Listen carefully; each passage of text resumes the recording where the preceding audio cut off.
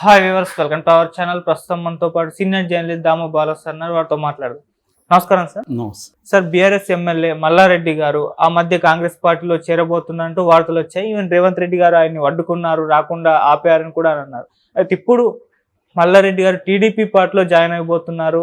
చంద్రబాబు గారి సమక్షంలో అక్కడ టీడీపీ అధ్యక్ష బాధ్యత కూడా స్వీకరించబోతున్న వార్తలు అయితే వినిపిస్తున్నాయి సార్. మరి ఆయన టీడీపీలో చేరుతున్నారా లేదా, మీ ఒపీనియన్ సార్? యాక్చువల్గా ఈ న్యూస్ నిజానికి పాత న్యూస్, మళ్ళీ ఇప్పుడు కొత్తగా వస్తుంది. ఆయన గతంలో కూడా టీడీపీలో చేరతాడు, టీడీపీ తెలంగాణ ప్రెసిడెంట్గా మల్లారెడ్డి అన్న వార్తలు వచ్చాయి. అయితే ఇప్పుడు కొంత రిలయబుల్గా చెబుతున్నారు. ఎందుకంటే మల్లారెడ్డి గతంలో తెలుగుదేశంలోనే ఆయన రాజకీయ ప్రస్థానం ప్రారంభమైంది. ఆ తర్వాత తెలుగుదేశం ఖాళీ అయ్యేసరికి అందరితో పాటు ఆయన కూడా బీఆర్ఎస్లో చేరిపోయాడు. బీఆర్ఎస్లో మంత్రిగా ఉన్నాడు. దాని తర్వాత రేవంత్ రెడ్డి మొదటి నుంచి కూడా కొంతమంది మీద టార్గెట్ చేశాడు. అందులో మల్లారెడ్డి ఒకడు. మల్లారెడ్డి భూ ఆక్రమణలు అనేక కేసులు ఉన్నాయి ఆయన మీద. రెండోది, ఆయన మీద విపరీతమైన ఆరోపణలు ఉన్నాయి. భూములను ఆక్యుపై చేసుకున్నాడు ఆయన. అలాగే ఆయన కాలేజీల్లో కూడా అనేక అవకతవకలు, మొన్న కూడా గొడవలైనవి చూసాం మనం.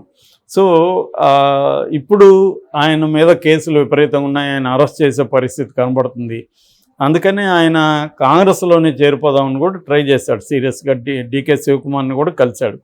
కానీ రేవంత్ రెడ్డి అలో చేయట్లేదు ఆయన్ని. ఎందుకంటే బద్ధ శత్రువులాగా డీల్ చేసి ఇప్పుడు మళ్ళీ ఆయనకి మనం కండువా కప్పితే బాగుండదని రేవంత్ రెడ్డి మల్లారెడ్డిని మాత్రం అలో చేయకుండా పెట్టుకున్నాడు. మల్లారెడ్డికి ఉన్న ఆప్షన్ ఏంటంటే బీజేపీ వాళ్ళు కూడా మల్లారెడ్డిని రానివ్వలేదు. దాంతో బీజేపీలోకి కూడా వెళ్ళే పరిస్థితి లేదు. సో ఇప్పుడు ఆయనకి ఒక ఆల్టర్నేటివ్ కనపడింది చంద్రబాబు. ఎందుకంటే చంద్రబాబు ఇప్పుడు మళ్ళీ రివైవ్ చేస్తున్నాడు. ఇంతకుముందు అంటే తెలుగుదేశాన్ని నిర్వీర్యం చేసి వెళ్ళిపోయాడు చంద్రబాబు. చివరికి ఎన్నికల్లో కూడా పార్టిసిపేట్ చేయలేదు. సో ఇప్పుడు రివైవ్ చేస్తున్నాడు. ఎందుకంటే బీజేపీకి ఒక ప్లాన్ ఉంది. తెలంగాణలో మనం నెక్స్ట్ అసెంబ్లీలో గెలవాలంటే టీడీపీ జనసేనలతో కలిసి అక్కడ ఎలాగైతే కూటమి ఫామ్ అయినామో ఇక్కడ కూడా అలా కూటమి ఫామ్ అయితే మనం గెలిచే అవకాశం ఉంది. అక్కడంటే టీడీపీ ప్రధానంగా ఉంది కాబట్టి టీడీపీకి సంబంధించిన సీఎం చంద్రబాబు. ఇక్కడైతే బీజేపీ ప్రధానంగా ఉండే అవకాశం ఉంది. టీడీపీ అండ్ జనసేన మైనర్ పార్ట్నర్స్గా ఉంటారు. బీజేపీ మేజర్ పార్ట్నర్గా ఉంటుంది కాబట్టి బీజేపీ వ్యక్తే సీఎం అవుతారు. ఇది బీజేపీకి ఉన్న అండర్స్టాండింగ్. చంద్రబాబు పరిస్థితి ఏంటంటే చంద్రబాబుకి 2029లో కూడా ఒంటరిగా పోటీ చేసే ఆలోచన లేదు. ఎందుకంటే మళ్ళీ జగన్ భయం అయితే ఆయనకుంది. మాట్లాడితే జగన్ పోతాం అంటున్నాడు. మేబీ ఆయనకి దెయ్యంలాగా జగన్ కల్లా కూడా వస్తున్నాడేమో తెలియదు.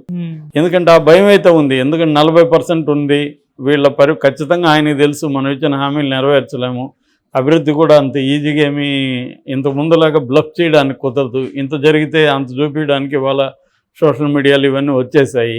కాబట్టి ఇవాళ హైదరాబాద్ నేనే కట్టానంటే ఎంత కామెడీ అయిపోయిందో అలాగా అమరావతిది ఆల్రెడీ మళ్ళీ ఈ విజువల్స్ వస్తున్నాయి, గ్రాఫిక్ విజువల్స్, మెగా సిటీ అని ఇవన్నీ గ్రాఫిక్స్ చూస్తున్నాం. ఇది కామెడీ అయిపోతుంది తప్ప నిజంగా అంత ఫండ్స్ వచ్చి త్వరగా అయ్యేది కాదు. అదే ఒక 20-30 ఏళ్ళు పడుతుంది. ఇప్పటికిప్పుడు మోడీ వచ్చి 1 లక్ష కోట్లు 2 లక్షల కోట్లు ఇచ్చేసి అయ్యేది కాదు. సెల్ఫ్ ఫైనాన్స్ అనేది కూడా అవన్నీ కబుర్లు చెప్పడానికి బాగానే ఉంటాయి కానీ జరిగే పని కాదు. అది ఆయనకు తెలుసు. అమరావతిని చేయలేం, పోలవరం కూడా ఈయన పీరియడ్లో కంప్లీట్ కాదు, విశాఖ ఉక్కు ప్రైవేటీకరణ అయిపోతుంది. ఇవన్నీ నెగిటివ్ ఆస్పెక్ట్లు. ఎందుకంటే ఇతను గట్టిగా మోడీని బెదిరించి తెచ్చుకునే పరిస్థితులు ఇతను లేడు. ఎందుకంటే ఇతని జుట్టు కూడా మోడీ చేతిలో ఉంది. ఇతనికి కేసులు ఉన్నాయి. రేపు ఇతను బయటికి వెళితే వేరే పద్ధతిలో మోడీగా నిలబడ్డాడంటే మాత్రం చంద్రబాబుకు వాసిపోతుంది. అందుకని చంద్రబాబుకి ఇవన్నీ తెలుసు. కాబట్టి చంద్రబాబుకి ఏంటంటే అత్యంత డిఫెన్స్లో ఉంటాడు చంద్రబాబు. అఫెన్స్లో ఉండడు. ఇప్పుడు కూడా ఆయన నేచర్ అఫెన్సివ్ కాదు, డిఫెన్సివే. సో అందుకనే తెలుగుదేశం వాళ్ళు ఎవరిని కలిసినా చంద్రబాబు మీద అసంతృప్తి వ్యక్తం చేస్తూ ఉంటారు మన దగ్గర. ఏం సార్ ఈయన ఎట్లున్నాడే అనేసి. సో జగన్ మీద వ్యతిరేకతతో గెలవడం తప్ప చంద్రబాబు మీద పాజిటివ్ ఓటు కాదని సాక్షాత్తు రాధాకృష్ణే రాశాడు. సో క్లియర్గా ఏంటంటే చంద్రబాబు తన ఫెయిల్యూర్స్ని ఉంటాయి కాబట్టి కంట్రోల్లోనే ఉంటాడు, మోడీ కంట్రోల్లో. అందువల్ల ఇక్కడ కూడా చంద్రబాబు మైనర్ పార్ట్నర్ కాబట్టి బీజేపీ అధికారంలోకి వస్తుంది అనేది వాళ్ళకు ఉంది. సో ఈ కాంటెక్స్లో మల్లారెడ్డికి ఏమి ఇప్పుడు ఆల్టర్నేటివ్గా ఏంటంటే తెలుగుదేశంలో జాయిన్ అయిపోయి తెలుగుదేశానికి ఎట్టా ఫండ్ ఉండేవాళ్ళు కావాలా. తెలుగుదేశం ఏం ఆలోచిస్తూ ఉంటుందంటే ఫండ్ ఎవరు డబ్బులు పెట్టేవాడే ప్రెసిడెంట్. ఇక్కడ రేపు పొద్దున్న చూస్తూ ఉండు, ఏ డబ్బులు లేనివాడిని ఎవరిని బెటర్ ఇక్కడ. ఇంతకుముందు కూడా కాసాని జ్ఞానేశ్వర అతనే ఆ మధ్య కూడా అన్నాడు, నేను బోలో డబ్బులు ఖర్చు పెట్టాను, మొత్తం నేనే నడిపాను పార్టీని అని. అలా నడిపేవాడిని చంద్రబాబు పెడతాడు ఇక్కడ. అందుకని మల్లారెడ్డి అయితే అది నడపగలడు. ఆయన దగ్గర డబ్బులు ఉంది, ఖర్చు పెట్టగలడు. రేపు పొద్దున్న ప్రెసిడెంట్ అయ్యాడు అనుకో, అప్పుడు చచ్చినట్టు బీజేపీ వాళ్ళు ఆయన్ని తెలుగుదేశం ప్రెసిడెంట్ హోదాలో ఆయనతో డీల్ చేయాలి.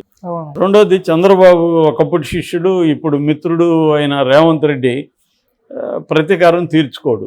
ఎందుకంటే చంద్రబాబు ఆపుతాడు కదా, సరే అయిపోయింది ఎవడు ఇక్కడ ఆగిపోయి, చంద్రబాబుకు తెలుసు కదా ఎలా మాట్లాడాలో రేవంత్ రెడ్డితో, ఎవడిక్కడ నీతి నిజాయితీ ఉన్నదా, జరిగిందిలే, మీకు ఏమైనా ఉంటే సాల్వ్ చేస్తాను నేను, మీ ఇద్దరి మధ్య ఇష్యూస్ ఏమైనా ఉంటే చూసుకుందాం, వదిలేసాయని చెప్తాడు. సో అలాగా రేవంత్ రెడ్డి కూడా చంద్రబాబుకి యాంటీగా ఇక్కడ ఏదో స్టెప్స్ తీసుకునే పరిస్థితి ఏం లేదు. కాబట్టి ఇవన్నీ ఆలోచించినప్పుడు ఖచ్చితంగా మల్లారెడ్డికి ఒక మంచి ఛాన్స్ అయితే ఉంది ఇక్కడ. సో ఇవన్నీ ఏంటంటే మనకి, నేను చాలాసార్లు చెప్పాను, పొలిటికల్ లీడర్స్ ఎలా ఉంటారంటే ప్రతిపక్షాల మీద ఏదో బ్రహ్మాండం బద్దలైపోతుంది అన్నట్టుగా బిల్డప్లు ఇస్తారు, ఫైనల్గా ఏమీ తెగదు. ఇవన్నీ ఎందుకు ఇస్తారంటే వాళ్ళని కంట్రోల్ చేసి తమ కంట్రోల్లో పెట్టుకోవడానికి. ఈ ఇప్పుడు పెట్టిన ఫోన్ ట్యాపింగ్ కానీ కాళేశ్వరం కానీ ఇవేవి జరగవు, ఏవి ఒక లాజికల్ ఎండ్కి తీసుకెళ్లరు. ఎందుకంటే అందరూ దొంగలే, ఒక దొంగ వచ్చినప్పుడు ఇంకొంత మిగతా దొంగల్ని తమ కంట్రోల్లో పెట్టుకోవాలి. ఇది తప్ప వీళ్ళకేమి ప్రజాస్వామ్యమో అవినీతికి వ్యతిరేకంగా పోరాడాలనో ఎవరికేమి ఉండదు. ఎందుకంటే వీళ్ళు అవినీతి చేయకుండా ఉంటే కదా వీళ్ళు ఇంకొక అవినీతికి వ్యతిరేకంగా పోరాడాలి. ఎప్పుడైనా ఒక అవినీతికి వ్యతిరేకంగా పోరాడేవాడు వీడు అవినీతి చేయకూడదు, వీడు అన్ని విషయాల్లో కరెక్ట్గా ఉండాలి. అది లేనప్పుడు ఇతనేం పోరాడతాడు. ఏంటంటే కక్ష తీర్చుకోవడం ఒకటి ఉంటుంది, రెండోది కంట్రోల్ చేయడం అనేది కనిపిస్తుంది. ఈ కేసులను పెట్టుకొని వాళ్ళని కంట్రోల్ చేయడం, రెండోది మనం చేసే అక్రమాల అవినీతికి వ్యతిరేకంగా వాళ్ళని పోరాటనీయకుండా చేయడం, బలహీనపరిచేయడం, ఇది వీళ్ళ స్ట్రాటజీ.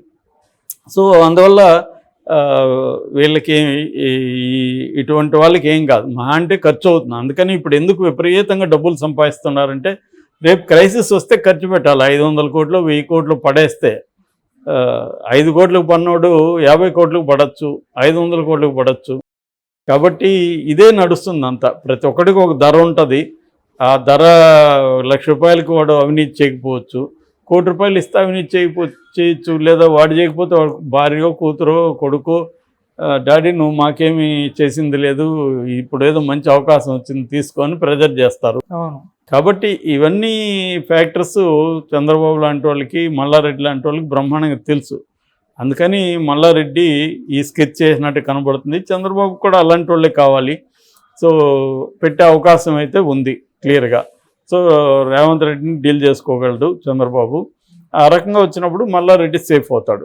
సో ఎప్పుడైనా పెద్ద ఇబ్బందులు ఉన్నప్పుడు ఇవన్నీ ఆలోచించి వీళ్ళు ప్లాన్ చేసుకుంటారు. అందుకని ఒక సామెత ఉంది, నువ్వు దొంగతనం చేసినా కూడా చిల్లర దొంగగా ఉండకరా, 100 కోట్లు 1000 కోట్లు దొంగతనం చెయ్యి అని. అదేదో సామెత ఉంది కదా, బ్యాంకులో నుంచి దోచుకొని వస్తుంటే బయట ఒకడు వస్తూ ఉంటాడు, ఎందుకురా ఇంత కష్టపడి దోచుకొని వస్తున్నావు, పోలీసులు ఉన్నారు అక్కడ దొరికిపోతావు, నేను చూడు రాయల్గా వెళ్ళి లోన్ పేరుతో 1000 కోట్లు తీసుకొని వస్తున్నాను, నన్ను ఓడి పట్టుకోవడానికి.